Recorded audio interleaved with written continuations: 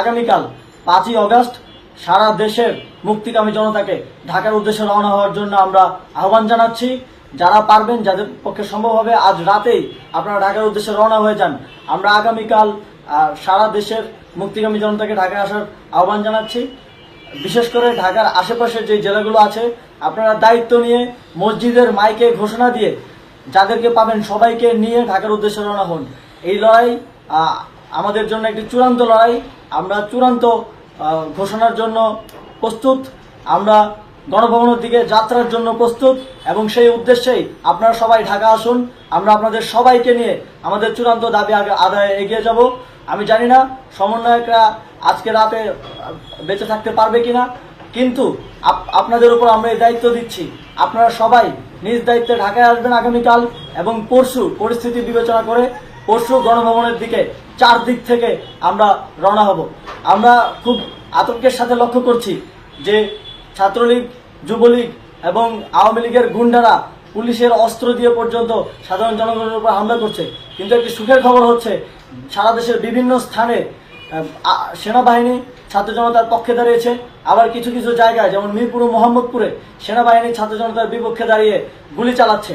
আমরা সেনাবাহিনীর প্রতি আহ্বান জানাতে চাই, আপনারা এদেশের নাগরিক এবং আপনারা এদেশের নিরাপত্তার দায়িত্বে আছেন, এদেশের জনগণের যানবাহনের নিরাপত্তার দায়িত্বে আছেন।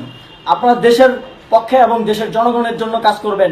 কোনো খুনি সরকারের জন্য, কোনো খুনি রাজনৈতিক দলের জন্য কাজ করবেন না। এটি এদেশের জনগণ আপনাদের থেকে প্রত্যাশা করে। আমাদের এই আন্দোলনে সম্পূর্ণ সমর্থন দিয়ে হয় নিরপেক্ষ থাকুন, অথবা এই খুনি বাহিনীকে, সরকারের খুনি বাহিনীকে প্রতিহত করুন, তাদেরকে যথাযথ শাস্তির আওতায় নিয়ে আসুন। যেই কারফিউ সরকারের পক্ষ থেকে ঘোষণা করা হয়েছে, আমরা স্পষ্টভাবে বলতে চাই, সেনাবাহিনী এই ধরনের কোনো কারফিউ বাস্তবায়নের জন্য মাঠে না নামে। যদি মাঠে নামে তাহলে সেনাবাহিনী স্পষ্টভাবে অফিসিয়ালি জনতার বিরুদ্ধে দাঁড়াবে। আমরা চাই না সরকারের এই ষড়যন্ত্রে সেনাবাহিনী পা দিক। সেনাবাহিনীকে জনতার বিরুদ্ধে দাঁড়ানোর যে ষড়যন্ত্র সরকার রচনা করছে, সেটিতে সেনাবাহিনী পা দিবে না, এই বিশ্বাস আমরা রাখতে চাই। আওয়ামী লীগ আজ সারা দেশে তাদের খুনি বাহিনীকে নামিয়ে দিয়েও ছাত্র জনতার প্রতিরোধের মুখে টিকতে পারেনি। রাজপথের পরাজিত শক্তি হিসেবে তারা সেনাবাহিনী সহ অন্যান্য বাহিনীকে আমাদের বিরুদ্ধে কাজে লাগানোর চেষ্টা করছে।